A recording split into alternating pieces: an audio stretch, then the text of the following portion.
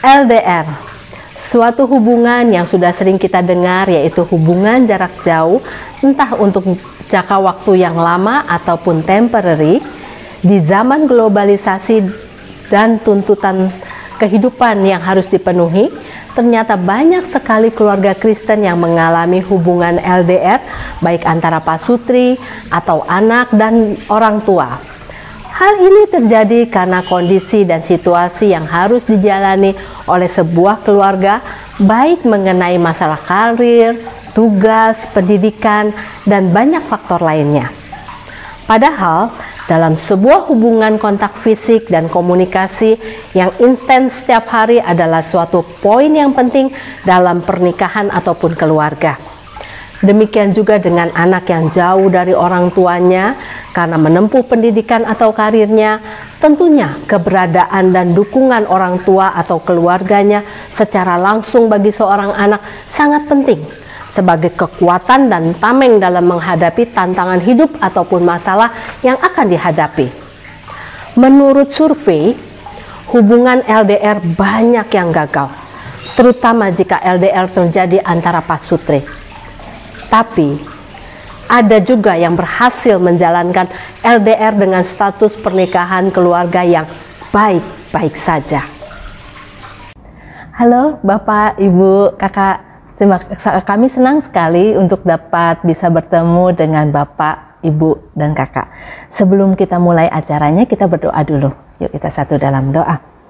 Terima kasih Bapak untuk kami boleh berbincang-bincang pada hari ini. Biarlah apa yang kami percakapkan, biarlah itu dapat mendatangkan kebaikan dan menjadi sebuah pelajaran juga untuk kami menjadi lebih baik lagi dalam menjalin hubungan dalam sebuah keluarga. Terima kasih Bapak. Amin. Oke, kita langsung aja ya. Saya dengar bahwa keluarga Bapak sempat mengalami hubungan LDR atau hubungan yang jarak jauh. Bisa diceritakan Pak? Ya, saya mengalami dalam rumah tangga kami hubungan jarak jauh itu. Waktu itu tiba-tiba saya harus di luar kota, terpisah dari keluarga di kota wisata sini. Jadinya itu sejak putra pertama kami tuh kelas SMP kelas 1 sampai dengan ya kira-kira habis SMA, lulus SMA. Jadi cukup lama juga lah ya, apalagi diterpa dengan COVID juga. Jadinya semakin jarak semakin itu juga gitulah. Nah, saat itu Pak, ketika hubungan jarak jauh, seberapa sering Bapak bisa ketemu dengan keluarga?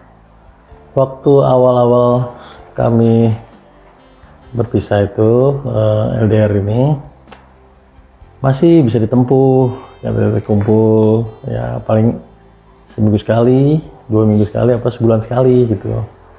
Tapi menjelang sudah mulai masuk masa COVID, waktu itu sekitar 19 awal, 22 tahun 2020 awal, itu mulai nggak bisa, karena juga kan di mana-mana COVID pembatasan ya Pak. Pembatasan. Jadi pencegahan itu kami juga nggak bisa kumpul sampai udah terus COVID mau hampir selesai lah, kita tahun 2022 yang kemarin ini.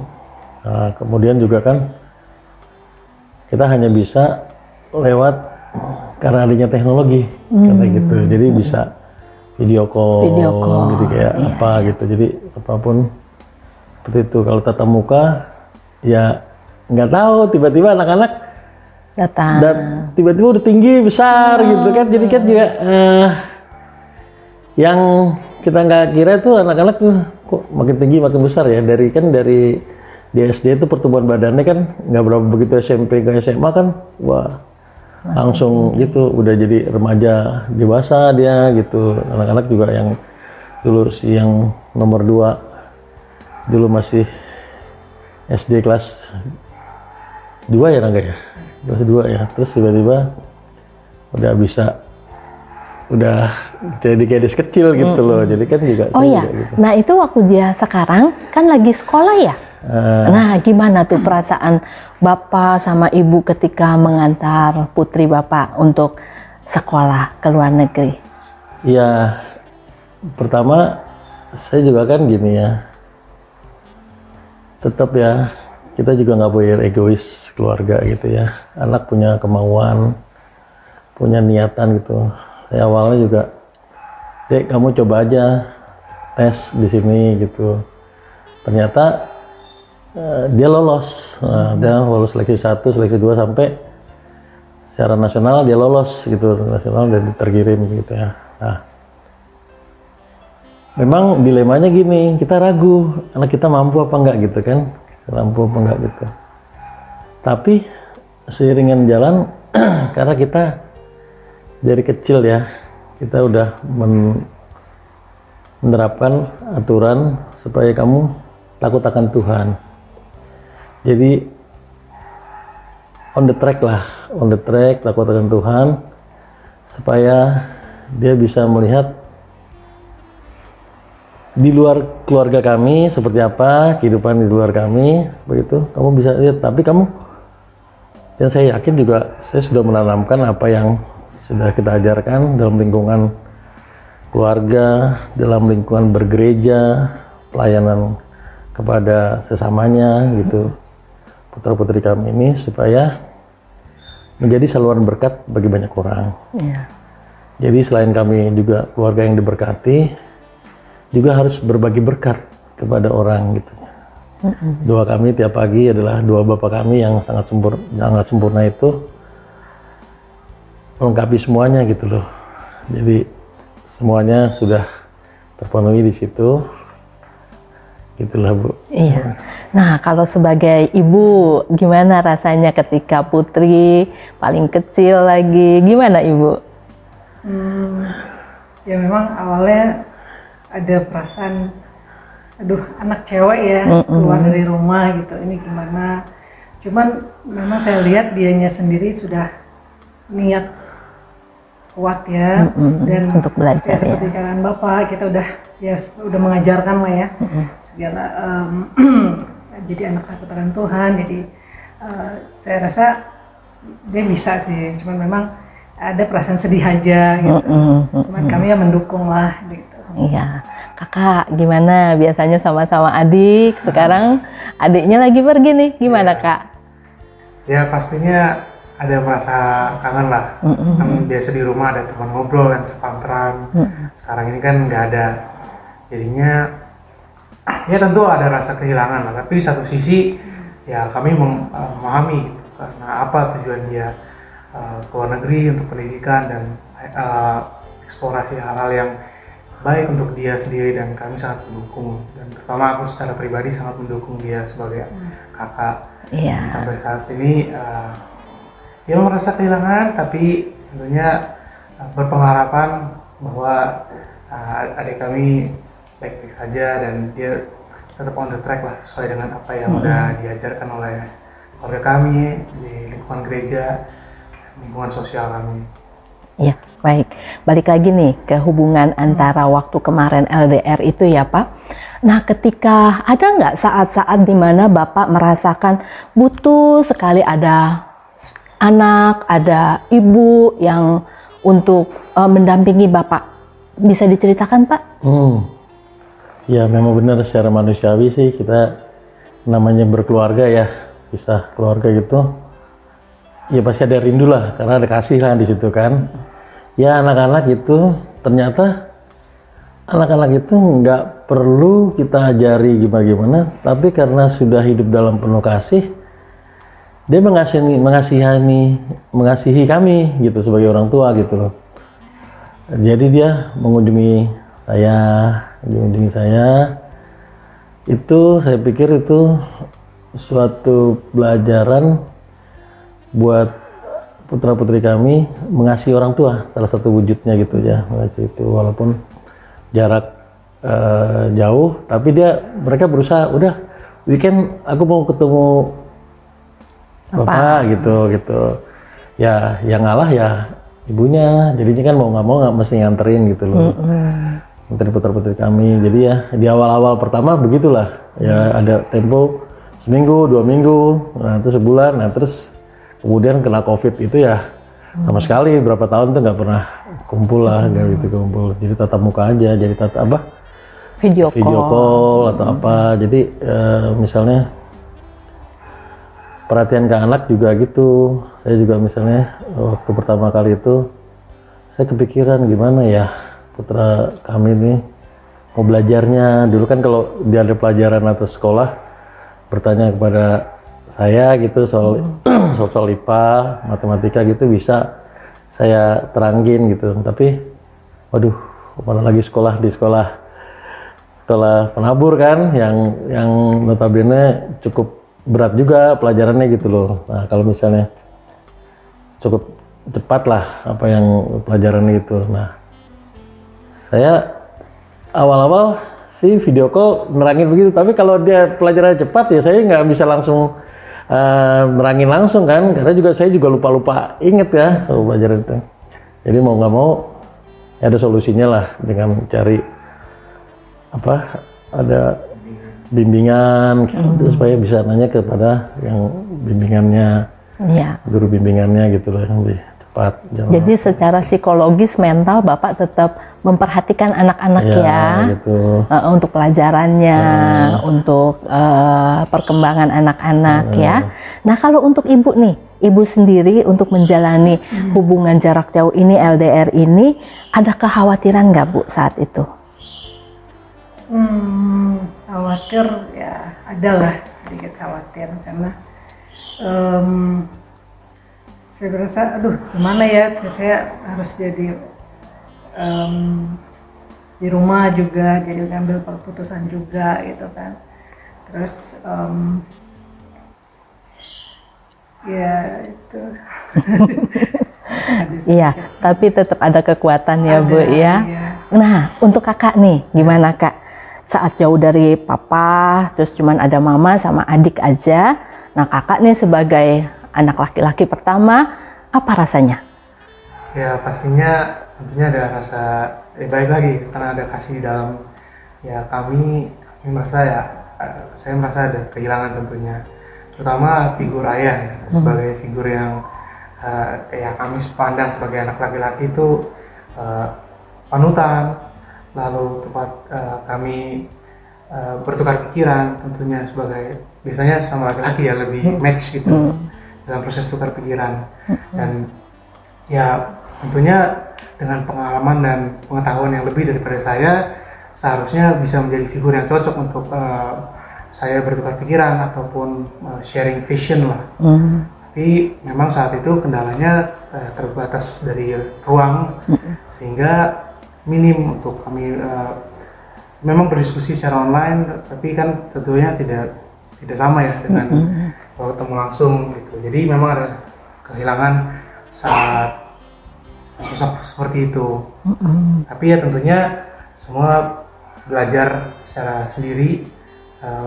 Saya juga akhirnya bisa lama-lama bisa menerima keadaan dan ya berproses lah. Iya betul ya. Nah ini penting nih Pak, coba ya, apakah pernah ketika Bapak dalam kondisi jauh dari keluarga, pernah nggak tawar-menawar sama Tuhan?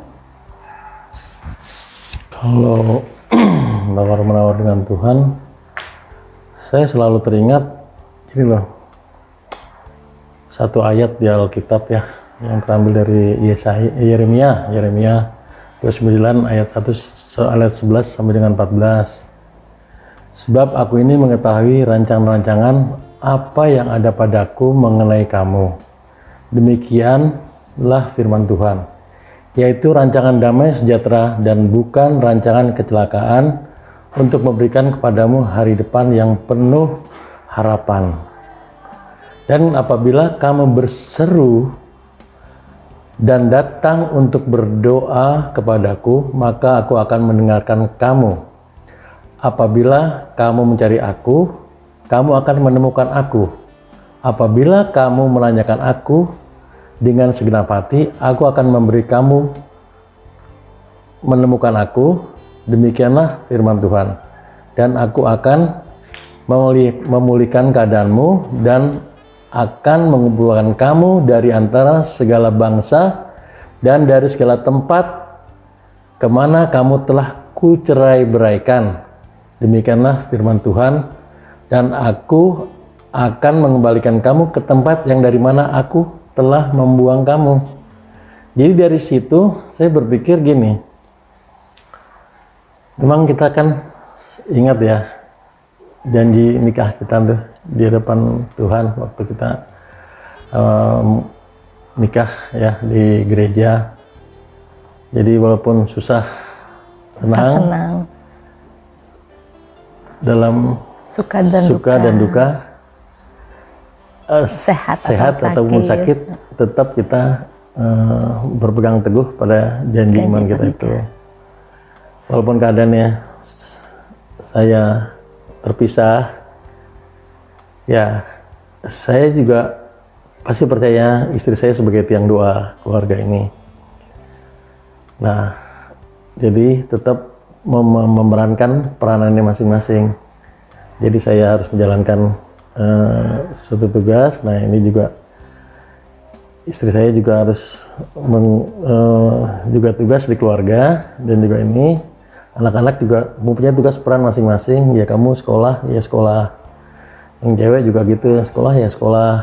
Tanggung jawab, ya kamu paling aku tanya hasil raportmu gimana. Itu sebagai laporan pertanggungjawaban putra-putri kami kepada kita juga gitu kan. Gimana kok ini misalnya ini kenapa menurun, kamu kenapa, apa memang awalnya ada istri nanya kepada ngomong kepada saya, dia bilang gini, si putra kami ini yang pertama ini duduk di teras termenung, dia bilang kenapa termenung, dia bilang gitu, aku kalau nggak ada bapak jadi jauh gini kayak risau gitu, galau. Nah ya aku jelaskan kan, ya nggak usah galau, gini, jalanin aja apa yang ada di depan kita, berpikir 2 hari ke depan, nggak usah mikir panjang jauh ke depan sana. Dan sama juga yang di belakang itu nggak usah liatin yang ke belakang jauh, 2 hari ke belakang aja yang dilihat juga gitu. Apa kejadian 2 hari yang ke belakang, 2 hari ke depan yang kamu pikirkan, hari-hari lewati dengan baik gitu. Ternyata Tuhan itu baik gitu loh. Nah, kalau dampak dari LDR ini untuk ibu sendiri bagaimana? Dampaknya ya sebenarnya waktu itu terasa ya, karena saya bertiga sama anak-anak di rumah, jadi saya merasa waktu itu memang agak kehilangan ya sendiri gitu, jadi kemana-mana sendiri gitu kan, atau bertiga lah gitu. Terus dan rasa kehilangan kebersamaan sih bersama keluarga gitu ya. Misalnya kalau pergi ke gereja bisa bersama berempat gitu, jadi ini bertiga atau gitu aja sih. Jadi ada rasa kehilangan, dan kadang memang pernah ada suatu rekan gitu sampai bertanya, Bapak, Ibu udah berpisah ya katanya gitu. Oh, saking jarang kelihatan Bapak ya. Dulu sudah berpisah ya. Disangka udah bercerai kami, udah cerai. Orang jadi di belakang tuh kayak bisik-bisik gitu, gosip gitu. Nah, saya sih ketawa aja. Nah, untuk kakak nih, gimana dampak dari LDR-nya papa jauh? Terus kakak gimana rasanya? Ya, dampaknya yang pasti pertama karena pas itu kami berpisahnya kan sedih ya. Saya juga lagi proses mau remaja, mau pemuda, itu banyak proses transisi yang harus saya lewatin lah. Itu yang dialami semua orang sebenarnya. Nah, tapi kan memang tentunya proses itu akan lebih mudah dijalani ketika ada sosok figur yang tadi saya bilang ada yang bisa sharing vision, bisa tukar pikiran, diskusi. Nah, memang akhirnya frekuensi itu berkurang, dan akhirnya prosesnya menurut saya proses transisi itu harus dijalani lebih berat. Tapi ya sudah lewati, dan prosesnya sudah saya jalani juga, dan ya sekarang sudah berkumpul bersama. Nah, sekarang udah berkumpul bersama nih. Pertama kali ketika Papa pulang dari tugas luar kota itu, apa yang kalian rasakan? Coba Rangga dulu. Wah, tentunya ya senang sekali ya, karena yang kami udah gak pernah lama ketemu, akhirnya bisa ketemu lagi. Terus momen-momen yang biasanya kami rasakan kurang nih, cuma bertiga, setiap lagi kemana gitu, akhirnya bisa komplit lagi. Terus sebuah apa ya, seakan-akan ada yang mengisi gitu ruang kehampaan yang selama ini saya rindukan secara pribadi. Itu yang pertama.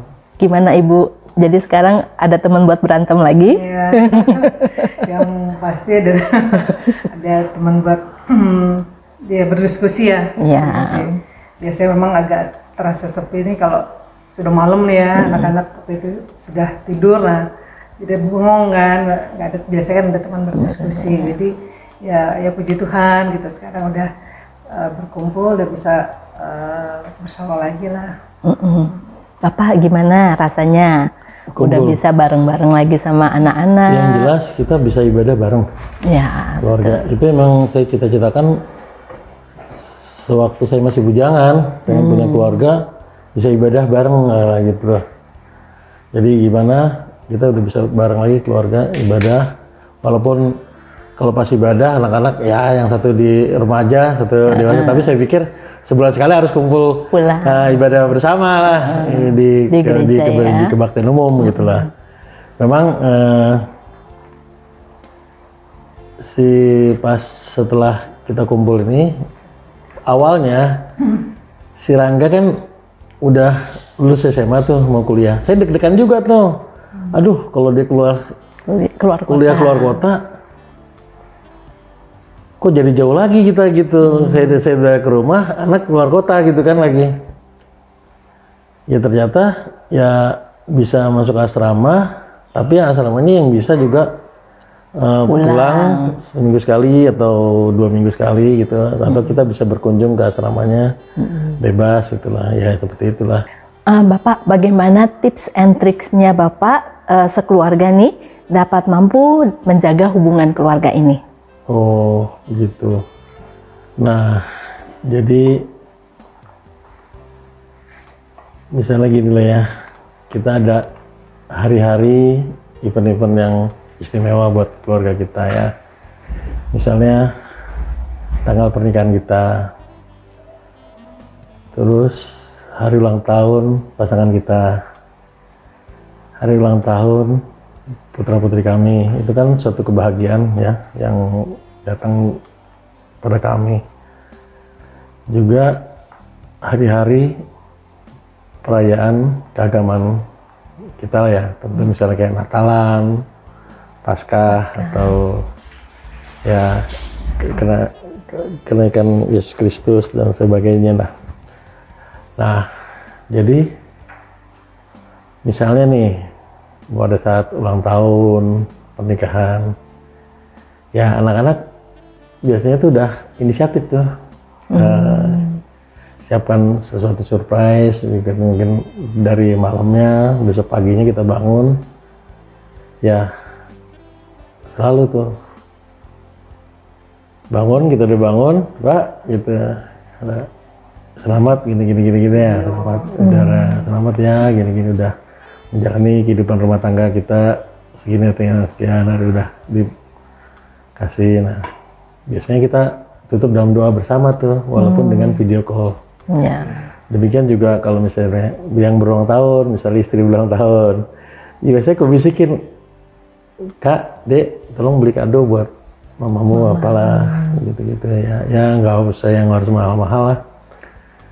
Juga ya sepotong kue, kasih lilin buat rame-ramean aja, begitu bangun tidur, ya sudah, nih kasih gitu. Nah, demikian juga putra-putri kami gitu, tradisi seperti itu. Nah, memang kecil, tapi ada satu yang mendalam yang bisa mengakrabkan kita pada satu keluarga yang utuh gitu, walaupun kita tercerai-berai oleh jarak ini. Nah kemudian juga waktu pada saat Natal putra-putri kami juga bukan bikin satu lagu Natal, lagu Natal direkam di video gitu, belakangnya ada background pohon Natal atau gimana ya, lagi dua lagu apa satu lagu gitu ya, dikirim videonya ke kami gitu loh, ke orang saya gitu, Pak ini selamat Natal ya gitu.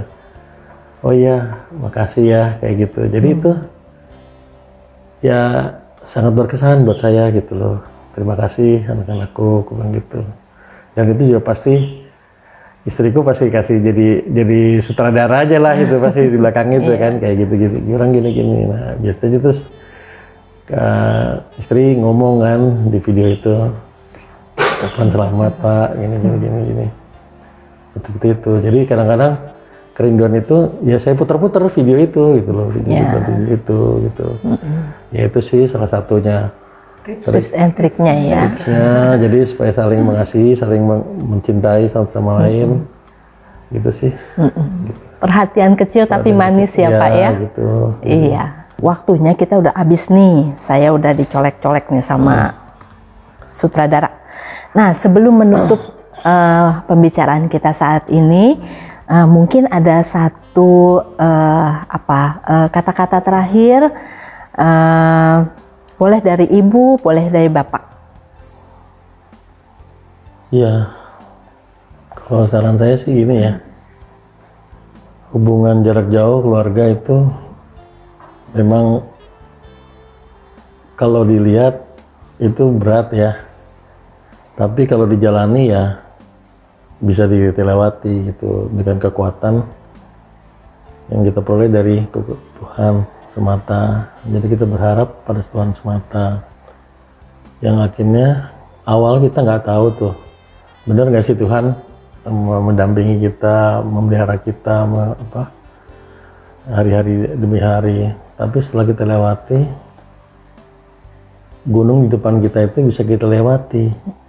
Jadi tiap masalah tuh setiap rumah tangga pasti punya masalah, punya salib yang harus dipikul. Jadi kita bukan bisa menyingkirkan masalah itu, tapi diberikan Tuhan untuk kekuatan dari Tuhan untuk melewati dan menjalaninya hari demi hari dengan baik. Dan itu saya rasakan kuasa Tuhan. Seperti saya kena COVID, kena apa, segala itu kita bisa lewati semuanya dengan baik. Pada sakit jauh dari istri, jauh dari anak, sendirian kan, jadi udah ya. Tapi untung teman-teman di sana, karena kita lingkungan bergereja, teman-teman juga kasih semangat ya, dorongan dan dukungan. Dokter-dokter yang juga nggak taunya itu juga anak Tuhan juga gitu loh. Jadi saya dikasih nomor HP-nya, internetnya, belum bisa apa, udah bisa. Ya. Jadi konsultasi itu bisa gitu loh, di rumah sakit gitu. Iya. Itu semua karena kekuatan cinta ya Pak, dan juga karena berkat dari Tuhan, kekuatan dari Tuhan, keluarga ini dapat menjalani hubungan jarak jauh LDR itu dengan baik, gitu. Terima kasih ya untuk Bapak, untuk Ibu, untuk Kakak yang sudah boleh hadir di tempat ini untuk kita berbincang-bincang. Semoga sehat terus ya Pak ya, sukacita selalu ada di dalam keluarga Bapak. Iya. Bapak, Ibu, dan Kakak, terima kasih ya untuk kehadirannya. Terima kasih untuk kesediaannya juga. Semoga sehat dan yang terpenting sukacita dan selalu bersama keluarga. Sebelum acaranya selesai, kita tutup juga dalam doa. Mari kita satu dalam doa. Terima kasih Bapak untuk kami sudah berbincang-bincang di dalam podcast ini. Biarlah apa yang sudah kami sajikan ini juga dapat menjadi saluran berkat, menjadi pelajaran untuk keluarga-keluarga lain yang sedang melakukan hubungan LDR ataupun baik dengan pasangan suami istri ataupun dengan anaknya. Terima kasih juga untuk keluarga yang boleh menjadi narasumber kami. Biarlah damai sejahtera dan sukacita selalu melindungi keluarga ini. Terima kasih Bapak. Hanya dalam nama-Mu Yesus Kristus kami berdoa dan mengucap syukur. Amin. Keluarga GKI Kota Wisata, LDR atau hubungan jarak jauh itu ternyata bukan sesuatu hal yang menakutkan, bukan sesuatu hal momok yang menyeramkan. LDR ternyata bisa kita jalani, asalkan semuanya itu kembali kepada komitmen, janji pernikahan, janji pasutri yang diikrarkan dalam akad pernikahan. Salah satu yang menjadi kekuatan kita adalah berserah total kepada Tuhan, memohon penyertaan Tuhan dalam setiap waktu, serta terpenting adalah mengakui bahwa dalam semuanya itu ada kuasa Tuhan yang nyata dalam hidup kita. Juga jangan lupa Tuhan itu baik dan sangat baik. Sampai jumpa di podcast berikutnya. Salam Immanuel.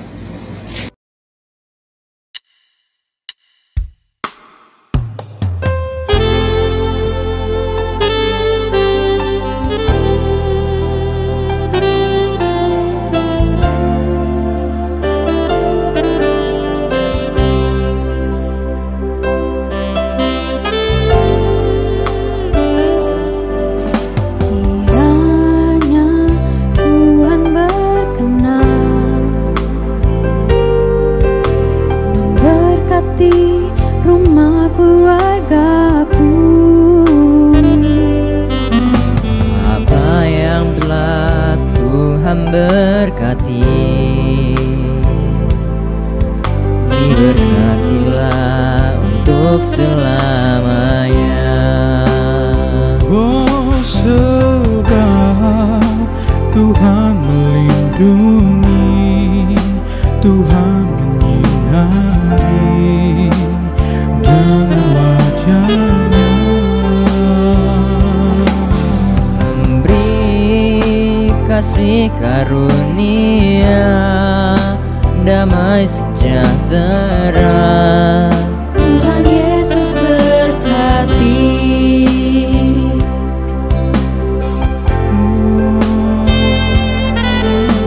Tuhan melengkapi engkau dan melindungi engkau. Tuhan menyinari engkau dengan wajah-Nya dan memberi engkau kasih karunia. Tuhan menghadapkan wajah-Nya kepadamu dan memberi engkau damai sejahtera. Kiranya Tuhan berkenan memberkati rumah keluargaku. Apa yang telah Tuhan berkati, diberkatilah untuk selamanya. Tuhan melindungi, Tuhan menyinari dengan wajah-Nya. Tuhan beri kasih karunia, damai sejahtera.